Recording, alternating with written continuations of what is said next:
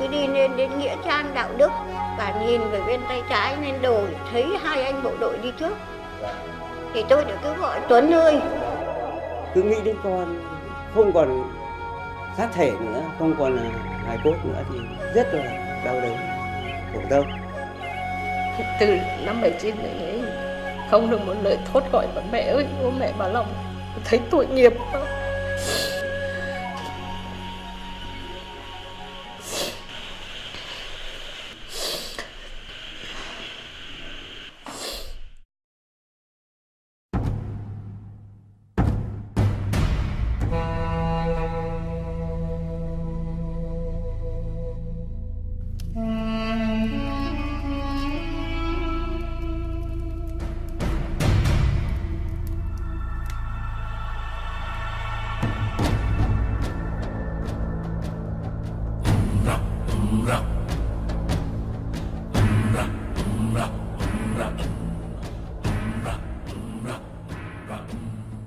Tôi nhập ngũ là vào khoảng giữa năm 77.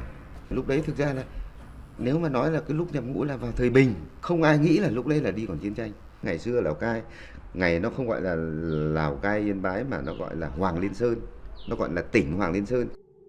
Đấy tháng 12 năm 78 là bọn tôi đã lên đấy đào hầm và nằm võng ở trên rừng, mất ăn một cái Tết ở trên rừng rồi. Năm 78 sang năm 79 là bọn tôi ăn Tết ở trên rừng. Lúc đấy thì tuổi còn trẻ, 20 tuổi. Bên lính nó cũng trẻ, lính cũng trẻ. Rất là vô tư thôi, không có cái gì gọi là ác cảm hay thiện cảm cả. Không thiện cảm mà cũng chẳng ác cảm. Nó nghĩ theo cái kiểu là không phải là kẻ thù mà là cái chuyện là chúng mày làm nhiệm vụ, chúng mày ta làm nhiệm vụ. Đến một lúc nào đấy mình và nó sẽ cầm súng đánh nhau. Cái lúc đấy thì tôi nghĩ rằng là không phải là tôi mà mọi người dân Việt Nam đều nghĩ là chiến tranh sẽ xảy ra. Chỉ vấn đề thời gian thôi. Ngày thứ nhất, tức là hôm 17 tháng 2, tức là ngày đầu tiên trong sách sử vẫn ghi lại đấy, tôi nhận thức được là chiến tranh đã xảy ra, là mình bây giờ đang đến cái chỗ mà đang xảy ra đấy, cái đích để mà nhiệm vụ của mình đấy. 2 ngày đầu là tôi chỉ chịu pháo thôi, chưa nhìn thấy một thằng Trung Quốc nào cả. Đến ngày thứ 3 thì bắt đầu, đó là đầu tiên là bắt đầu chân đồi mở sáng. Pháo đầu tiên, các anh có tưởng tượng được là cái loạt pháo đầu tiên đấy nhỉ? Tôi là một thằng mới lớn lên, chỉ xem phim ảnh biết chiến tranh thôi.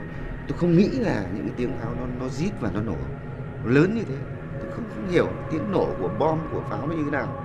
Tiếng nổ kinh khủng khiếp luôn, mà nó rít, nó nổ nghĩa là cấp tập, nổ liên tục.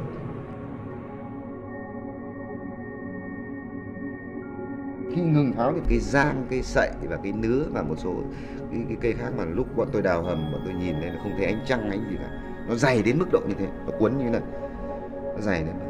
Mà khi bọn tôi hết cái loạt pháo, bọn tôi ngừng lên gần như là trống, bãi trống luôn.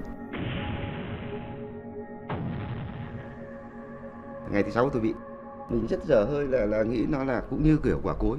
Tôi lại cũng cưng nghênh đầu lên là nghe rầm một phát bay qua đầu, quả thứ nhất.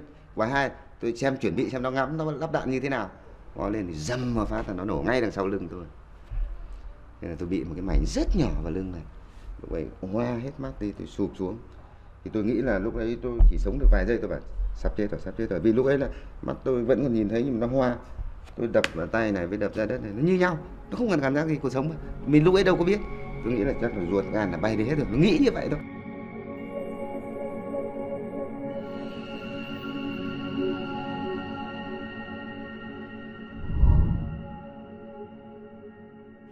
Tôi thì nhập ngũ tháng 2 năm 1982, hành quân sang Hà Giang là tháng 5 năm 1984. Đơn vị chúng tôi được lệnh tấn công, chiếm lĩnh các cao điểm mà Trung Quốc đã chiếm đóng. Thì hôm đó là ngày 12 tháng 12 năm 1984. Thì tôi được nhận nhiệm vụ điều nghiên tình hình khu vực chân cái cao điểm 685, huyện Thanh Thủy, Vị Xuyên. Chúng tôi đi trinh sát trong lúc hai bên pháo vẫn bắn nhau, tức là giữa ta và địch. Chúng tôi đã điều nghiên cái tình hình đó. Thì lúc quay về tôi chỉ thấy một ánh sáng rất là rộng thôi, nhưng mà không biết làm sao, tại sao mà pháo bắn vào mình mà không chết, mà trong khi đó mình không nghe thấy tiếng gì. Thế ngã xuống, ngồi dậy được không đứng lên được thì mới thò tay xuống, nhấc chân lên thì không còn chân nữa.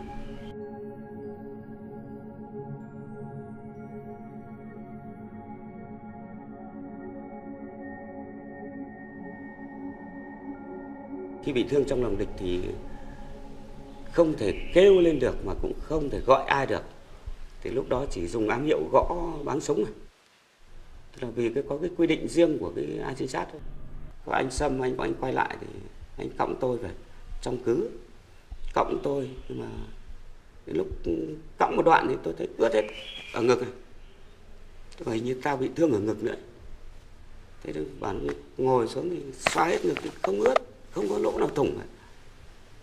Thì xoa vào lưng nó thì hóa ra là lưng của đồng đội mình bị mất một miếng thịt là phần mềm này. Mất miếng thịt phải bằng bàn tay này, nhưng không vào xương. Thế mà anh Sâm này không biết là mình bị thương nữa. Thế nên anh quên mất, chắc có khi là quên mất mình cũng bị thương. Vì lúc ấy đau đớn chúng tôi không nghĩ gì. Cái cảm xúc lúc đấy nói ra thì các cái thế hệ sau hoặc là một số cái thế hệ mà không tham gia chiến tranh không biết có tin được không. Nhưng bọn tôi không có một chút nào gọi là cảm giác sợ cả, cảm giác dao động cả, không có một chút nào luôn. Mà cái sợ nhất bị thương, anh có biết là cái sợ gì không? Không còn có thể tham gia để hỗ trợ anh em được nữa. Lo sợ mình, anh em mình cứ hao mòn dần đi, thế rồi thì là đến một lúc nào mình không chống đỡ được. Ở cái chỗ đầu nhọn đuôi dài đấy, đuôi nhọn đuôi dài có nghĩa là gì? Anh cứ tưởng tượng cái đàn kiến mà nó có bão, nó chở trời nó đi, mình cứ di ở đây này, nhưng mình tìm tí đằng xa kia nó vẫn cứ thành dòng nó đi. Thì Trung Quốc nó là vậy, nó vô tận, nó đông đến mức độ như thế. Cái đại đội tôi gần như là còn rất là ít thôi. Về sau này tôi nhớ là cái hôm tôi bị thương là còn rất ít thôi. Lúc nào thấy đồng đội mình như thế thì xót xa. Nước mắt của đồng đội rất nhiều, nhưng chỉ dành cho đồng đội thôi. Cái lúc vào điều trị thì tôi đã biết được là vào đấy thì gặp anh em nhiều, trong đấy là biết là mình bị cột sống rồi. Và cột sống là như thế nào, là hậu quả là xe lăn vần đi vần lại là biết được rồi. Cái ông nằm bên cạnh, ví dụ có một cái ông liệt tứ chi mà ông tức là bị đốt sống cổ liệt vào bốn chân, ông bảo mày mà được như thế thì đã là phúc cho mày mới được như thế. Cuối cùng là nằm 109, sau đó chuyển ra thì bác sĩ hành chính xuống thông báo là hai chú là, ông cứ xưng là anh em, hai chú là khám thương xong rồi 95%, loại 8, lúc ấy chưa phải gọi là loại 1, loại 8. Thế tôi còn nói là loại 8 đã nặng nhất chưa anh? Và nặng nhất rồi.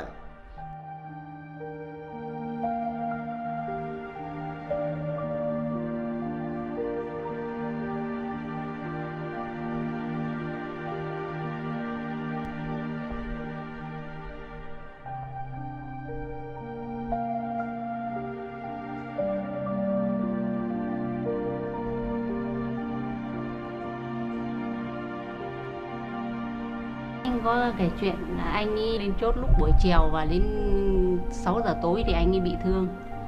Mà thời gian anh ấy đi bắt đầu ăn cơm thì bắt đầu có báo động, thế là anh ấy bỏ cả cơm là đi lên chốt. Thì là có mấy anh em cùng một tổ thì là cùng bị thương. Anh bảo bị pháo đạn cối gì, cassette hay cái gì đấy cơ. Thì anh được đưa về dưới trạm cấp cứu thế này thì anh không biết gì cả. Thì sau 1-2 ngày anh mới tỉnh ra lại, mới biết là mình đang bị thương. Sổ thương của anh là thương tật 1/4.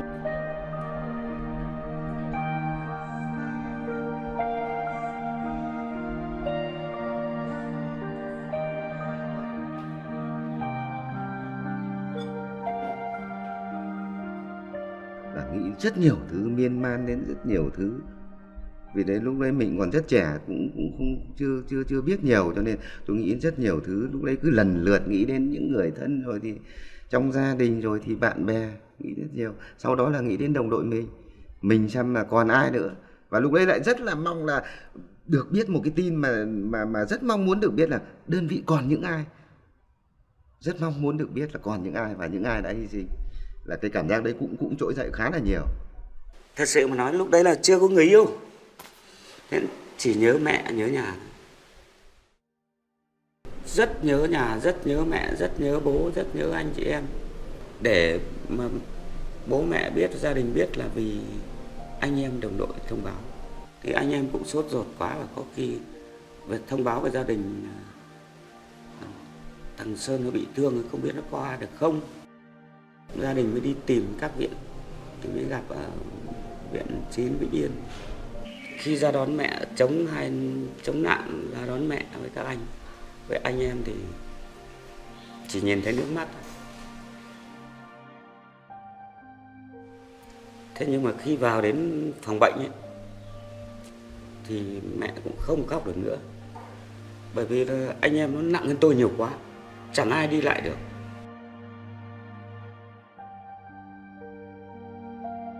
Tôi về đây công tác được 31 năm. Mình cũng trải qua quân ngũ. Nếu những trường hợp mà các anh các chị mà không ở đây công tác tại trung tâm thì không thấu hiểu được cái nỗi đau do vết thương chiến tranh để lại. 400-500 thương binh ở trong một trung tâm này cơ. Nhìn thấy các bác là mình cũng có những cái đồng cảm, là biết chia sẻ ở cái chỗ là cái mất mát về một phần xương máu. Nên là khi mà các bác trái nắng rời rời thì là cái vết thương nó lại hoành hành, đau. Bác ạ, bác dễ chịu không? Trên đây mồ hôi nhỉ?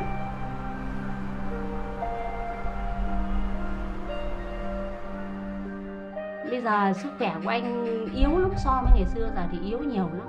Những cái vết thương cũ nó tái phát đấy. Bây giờ thì anh ấy sinh hoạt nó không được bình thường như những người khác, cho nên là mỗi một lần anh ấy đi lại anh vất vả lắm. Đêm nào cũng phải dậy uống thuốc mới lại, như nó giật nhiều nên là ngủ cũng không được, không tròn giấc đâu. Có hôm 1-2 giờ sáng vẫn chưa ngủ được. Người phụ nữ lấy một người thương binh mà nặng nề như chúng tôi thì tất cả những người thương binh như chúng tôi nên phải cảm ơn các chị. Tôi chỉ nói ngắn thế thôi, chứ còn thì cảm ơn như thế nào thì là tùy mọi người. Như tôi là tôi hạnh phúc lắm. Tôi lấy vợ, về đây chục năm sau tôi vượt qua được những cái rào cản như vừa nói. Sau đó là tôi cũng lấy vợ, và cũng bây giờ trời cũng phú cho tôi một cô con gái. Cháu bây giờ cũng đi học rồi, cũng đi làm rồi. Thì anh em cán bộ công nhân viên thì cũng chỉ là đến động viên và chia sẻ, là những ngồi buổi tối trực thì tâm sự cùng với các bác để chia sẻ, là động viên nhau để có những tiếng cười.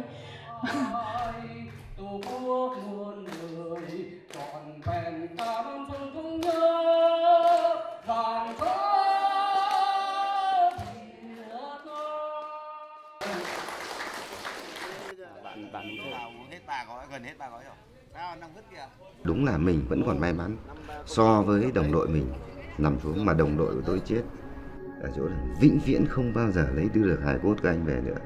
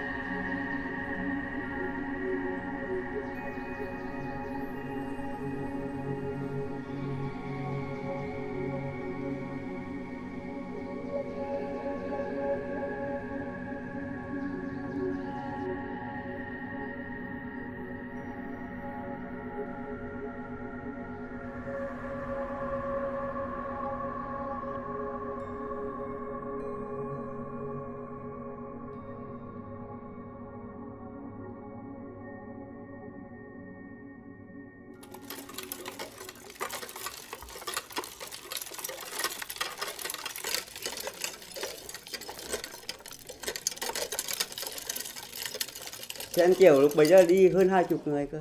Thế là hy sinh mất 3, còn bị thương thì mất 2. Hanh của con trai của tôi, tức là người con duy nhất của trong gia đình. 2 gái thì bây giờ các chị đi lấy chồng hết cả rồi. Em mới học lớp 6 thôi, thì em nó nghỉ, thì là đi đóng gạch. Bố con nuôi nhau. Mẹ con mất sớm rồi thì tình cảm bố con thì bố cứ ở nhà làm ruộng. Thì con cũng kết hợp vào đấy thì bố con cùng làm ăn. Thì khi em nó trưởng thành đi bảo vệ Tổ quốc ở mặt trận Hà Giang, Hà Tuyên, em đi bộ đội về thì lại không có được ngày phép nào về cùng với bố cả. Thế là biệt tâm từ năm 83 đến giờ.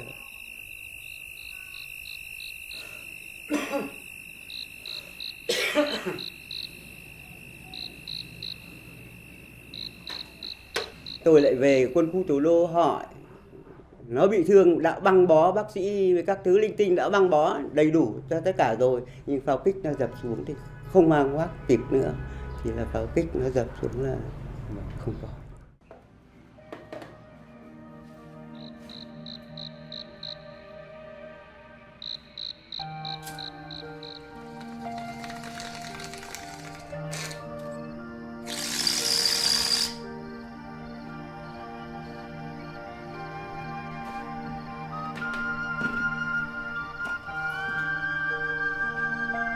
Lúc bấy giờ thì cơm chả ăn, cứ một mình thì cứ có ở đây nghĩ đến con thôi, rất là khổ tâm mà buồn lắm. Ôi đành.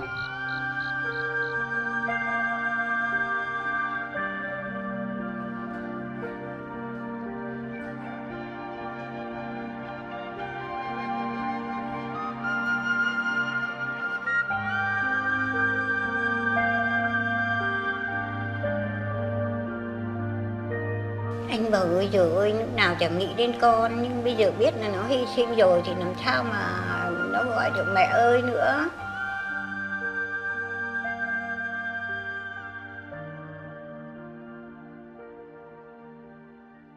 Anh ấy nhập ngũ nhá. Anh bảo cho nhà con một để cho con đi, vì lúc bấy giờ đất nước chiến tranh.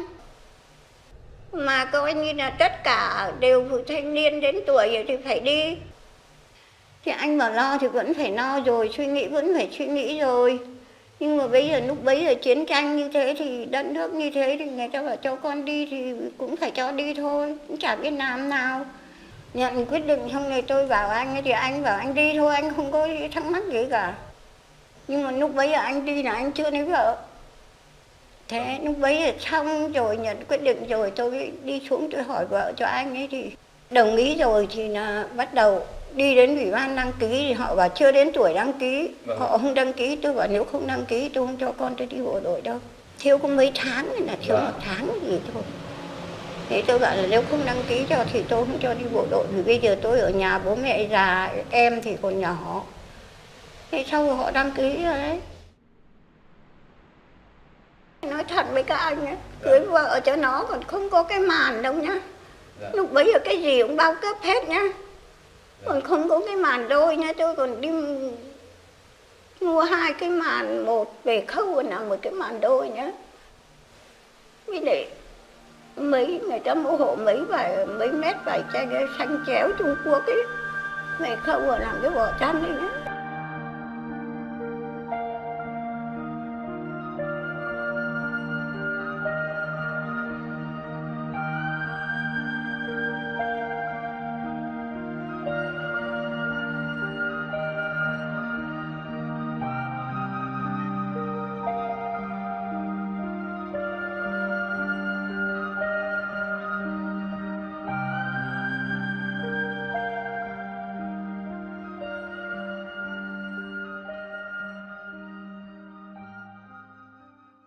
Đi bộ đội thì đến lúc họ chuyển đi Hà Giang, đi vào sư đoàn 316 đấy. Đấy thì là đi rồi là lúc bấy là em đẻ con cháu Thủy này thì được 3 tháng, thì 2 tháng hay 3 tháng bố không biết mặt con không biết mặt bố. Có gửi thơ về, gửi thơ tôi đưa cho vợ nó cả đấy. Thơ mới viết thơ rồi nó bảo với tôi là mẹ ơi mẹ đặt tên cháu là Trần Thanh Thủy, tức là ngã ba Thanh Thủy đấy. Thì em nó có viết cái thơ về cho tôi, em nó bảo rằng là mẹ ơi Tết này con không được về đâu, mẹ ở nhà mẹ trông nom con, cho con với lại cho mẹ nó, để đưa cháu đi bên nội bên ngoại chơi, thì Tết xong thì con về. Thì nó bảo với tôi thế thôi. Thế thì đến lúc ăn Tết xong thì tôi nhận được tin là em nó hy sinh. Nhưng mà lúc bấy là vì tôi cũng phải nén tâm, là vì vợ nó mới đẻ. Đấy, con nó còn nhỏ. Đấy, tôi cũng phải nén tâm, tôi chịu âm thầm. Trước đấy bé lúc nào em nghĩ là bố sẽ khoác ba lô về cái con đường mòn nhà mình đấy. Chứ không bao giờ nghĩ rằng bố mất thật sự. Nhưng mà đến cái lúc mà khi em lớn lên ấy, quá 10 tuổi rồi, em nghĩ rằng không bao giờ có sự trở về của bố nữa. Lúc đấy thì nghĩ rằng là bố mất thật sự rồi. Liệu các anh có cầm được không nhá? Nên nghĩa trang các anh ra, các anh bảo bác ạ, cháu cũng đau lòng lắm, mà các bác vào đây cũng khổ lắm, thì thôi cháu tin cho bác là anh Tuấn đang hy sinh rồi, nhưng mà chưa lấy được hài cốt ra. Nên là em cũng mơ thì cũng không bao giờ nhìn thấy mặt bố, chỉ nhìn thấy đằng sau lưng thôi. Thì cũng chỉ nhìn thấy một chú bộ đội ở khoác ba lô thôi, chứ không bao giờ mơ thấy trực diện mặt của bố, bởi vì em chưa được nhìn mặt bố. Là thằng cháu tôi gọi tôi bằng dì, nó cũng ở Bảo Hà, nó cũng đi bộ đội, nó cũng đóng ở đấy. Kể khi là anh lên đến chốt thì em vẫy là anh đi xuống giao thông Hào đi. Đấy. Thế là anh xuống giao thông Hào, thì em ngồi ở cửa hầm gài mìn, thì là bên kia nó câu pháo sang, là nổ cái hầm ấy, là sập hầm xuống, là sập hang hầm xuống. Thế là hy sinh hết ở trong mình.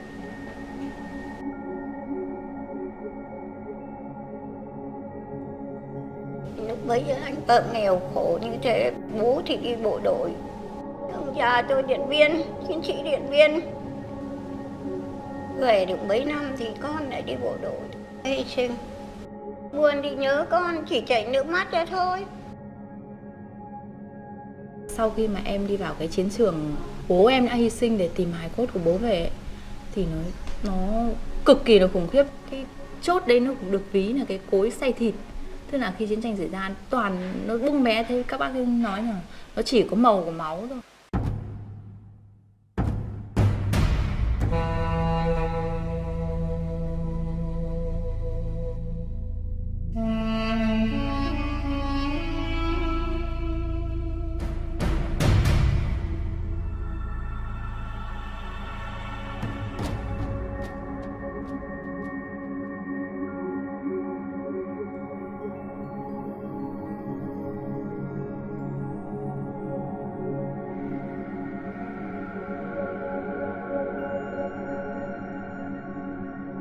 Nó tàn ác quá, lúc ấy thì rơi nước mắt. Hành động đấy là quá là sai trái và quá là tàn nhẫn đối với con người. Mình là con người mà tàn sát lẫn nhau thì thật là tội ác tày trời. Nhà cửa là khi đi thì khóa đóng vào, nhưng mà khi về đến nhà ấy thì rồi thôi, nhà nào nó cũng là phá hết rồi, sụp xào hết, tan hoang hết. Như là cái nhà của mình ấy này, của cái mình để trên các cái nó cũng lên, nó cũng đập xuống hết. Phá qua nhà thì đốt, nhà nào cũng phá hết, sụp xào hết.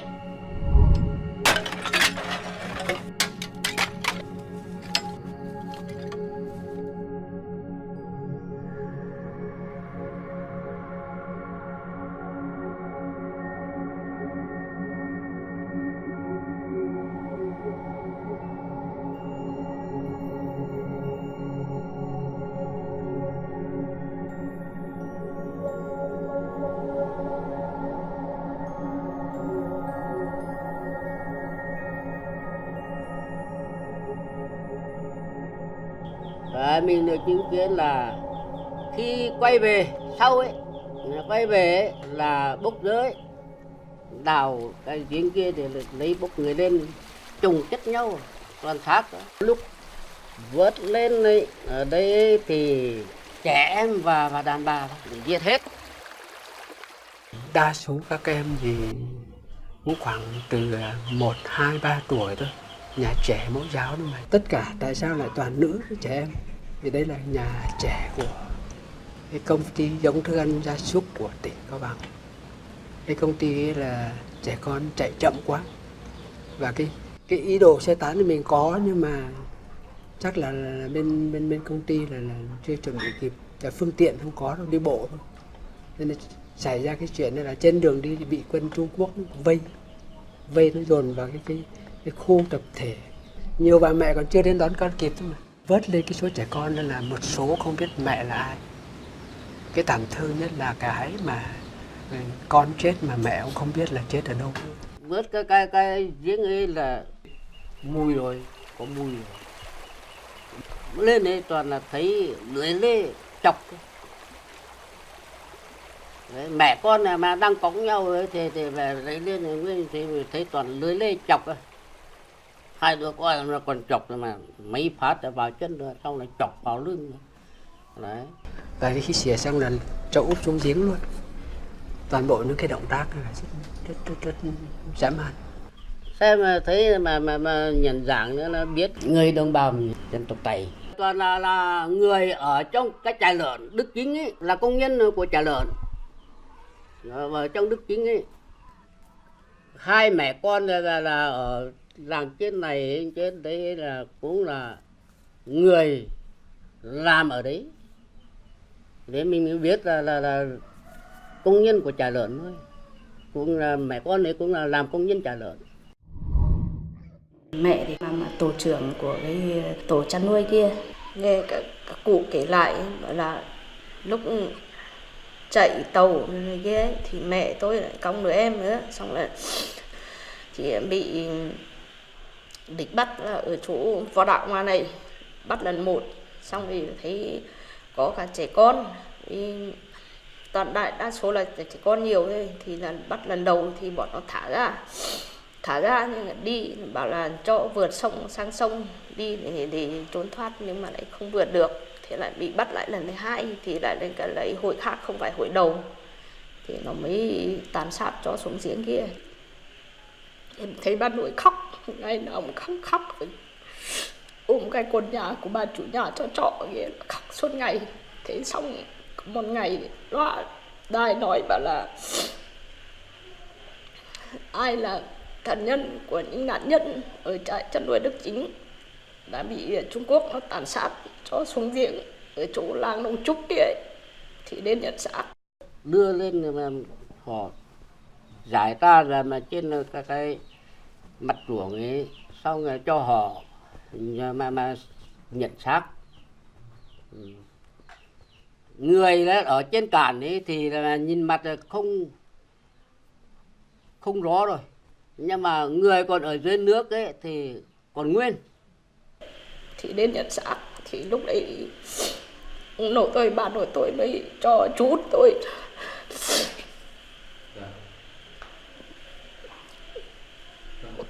lên nhận xác.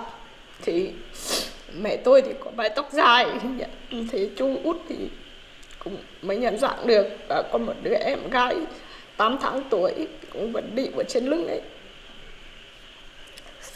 bị nó đập vào đầu, thì cái đầu nó bị lõm một vệt ở trên đỉnh đầu. Về thấy thảm quá. Ai cũng có một người mẹ, nhưng mà hàng ngày thấy người ta gọi mẹ thì mình rất xúc động lắm. Từ năm 79 đấy không được một lời thốt gọi mà mẹ ơi, ô mẹ Bà Long, thấy tội nghiệp quá.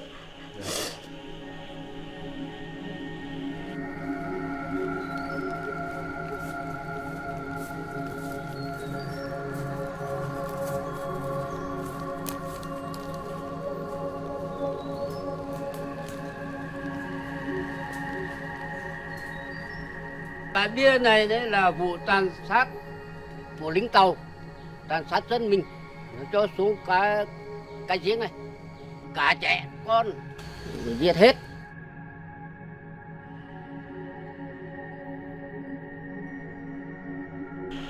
Mong các ông hãy nghĩ lại về những việc của mình đã gây ra trên đất nước Việt Nam này.